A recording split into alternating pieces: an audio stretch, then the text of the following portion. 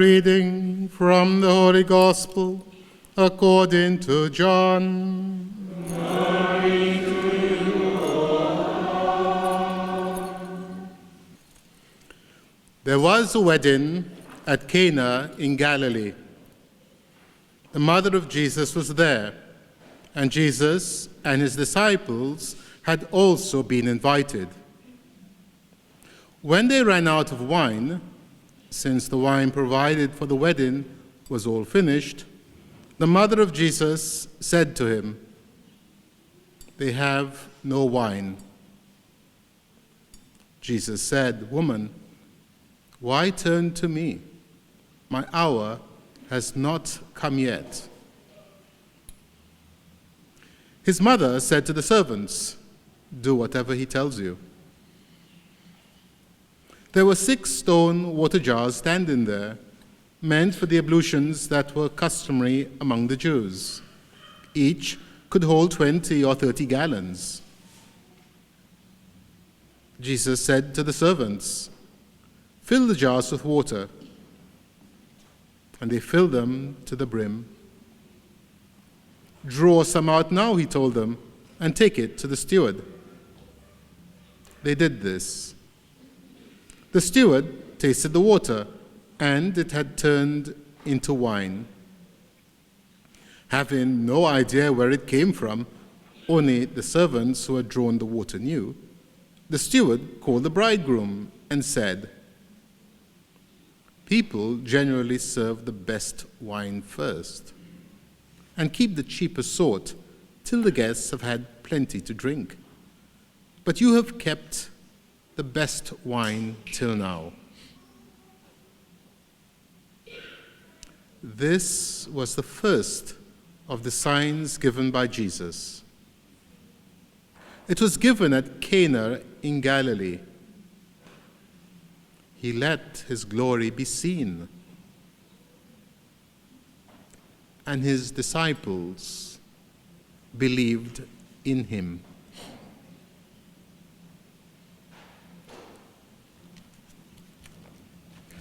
The Gospel of the Lord. Praise to you, Lord Jesus Christ.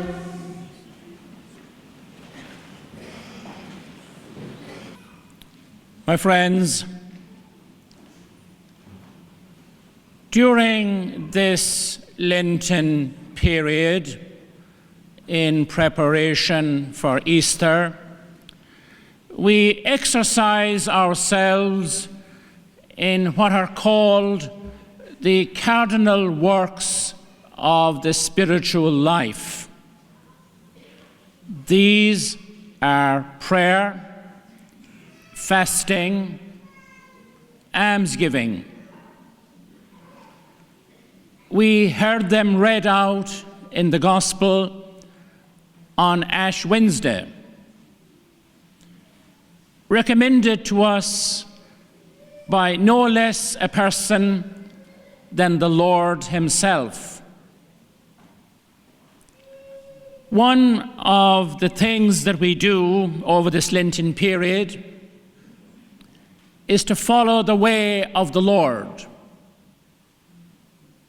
We follow the stations of the cross, so beloved by many people.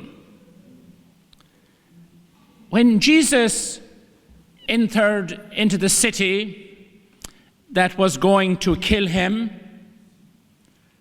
there was a great sense of acclamation and triumph.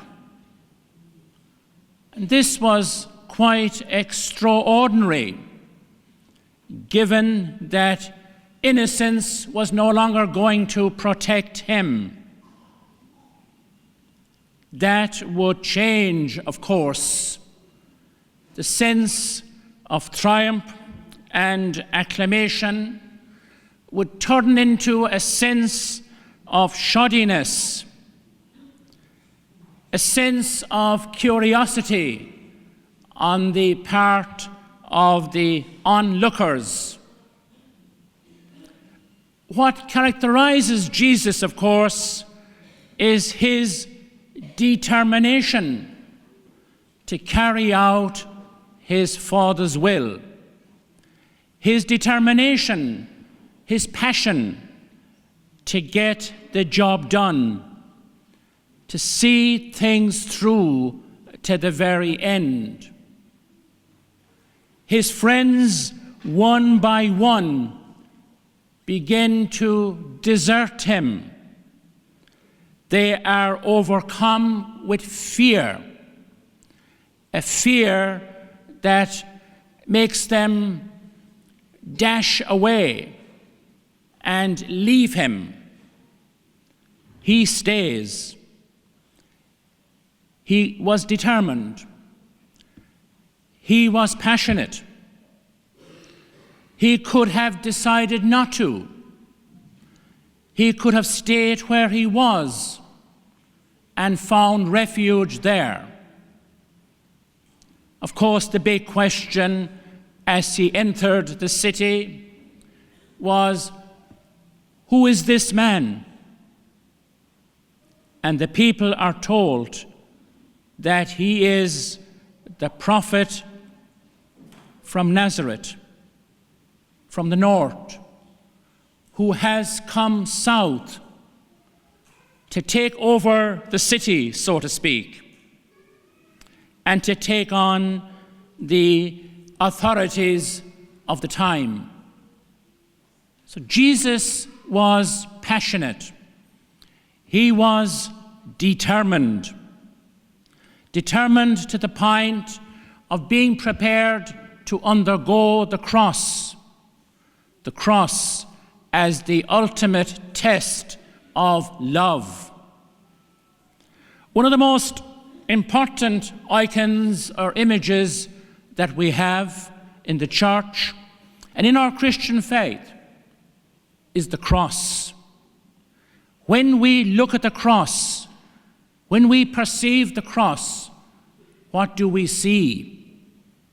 We see pain, suffering, death, Calvary, Good Friday. The cross is always there. We cannot evade the cross. We cannot duck the cross. The cross always comes our way in one form or another. But Jesus was prepared to undergo the cross, to take that cross on board as a manifestation of his love. Jesus was a man who loved, and he loved to the point of laying down his life on the cross out of love for us. And he showed that love, his love for those who were outcasts, for the poor, his love for the unwanted, his difficulty with those who were mean in terms of love and forgiveness, his fury with the authorities of the time who put the focus on prescription rather than on love and mercy.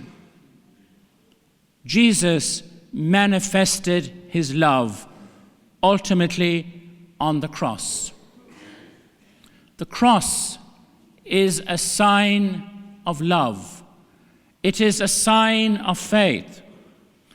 It is a sign of how far love is prepared to go in its passion for others.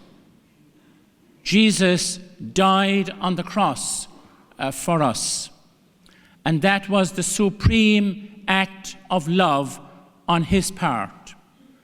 He thought that we were worth that.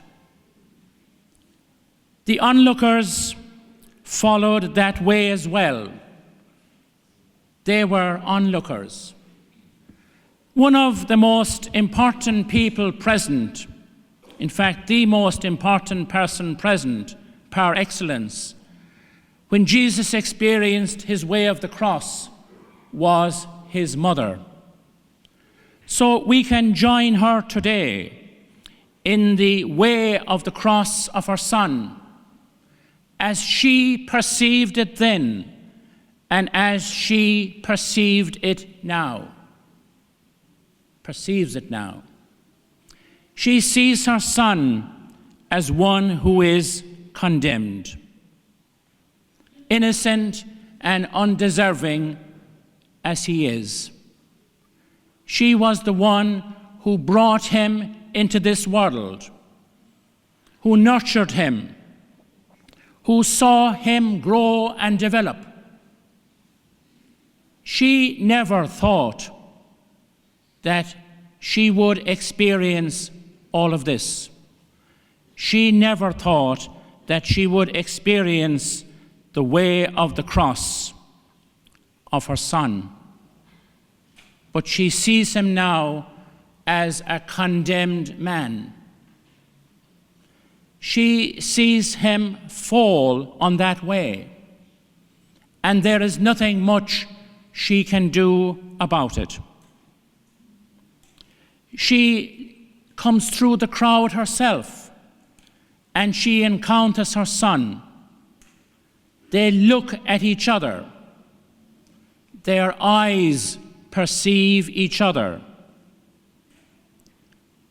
She tries to cover up her pain, but he is able to see that pain in his mother. She does everything to reflect her own love for him. We see the fullness of her love for him as he negotiates his way. She sees Simon of Cyrene coming forward and being asked to help with that cross. She appreciates that, but she is concerned for him.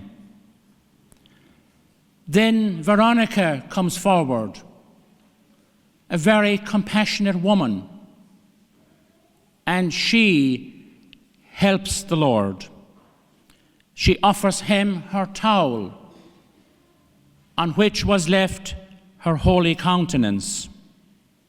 Mary is pleased about that. He falls again, and Mary thinks that he is not going to reach the end of the journey. He meets up with the women of Jerusalem, who endeavor to comfort him, but instead he brings comfort to them. The one fall, of course, that really affects Mary is his third fall. He is lying on the ground, and she thinks he is dead already. Then he is stripped of his clothes, the final indignity. His body is bared, a body that, as a mother, Mary knew so well. Then the nails are driven into his hands and his feet, and Mary hears the sound of that. He is dying on the cross, but not without expressing words of love and mercy. He gives Mary to John and to the church. And then he dies on the cross.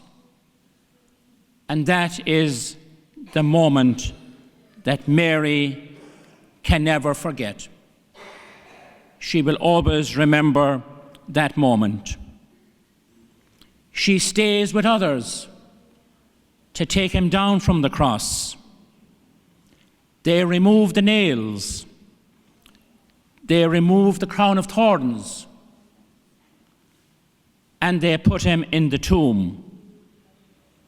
Mary holds him for the last time. No mother like Mary should have to bury her child. It appears to be all over, but in a sense, it's only beginning. What appears to be ultimate failure becomes a victory. In a few days, he will rise again, and Mary will have reason to rejoice.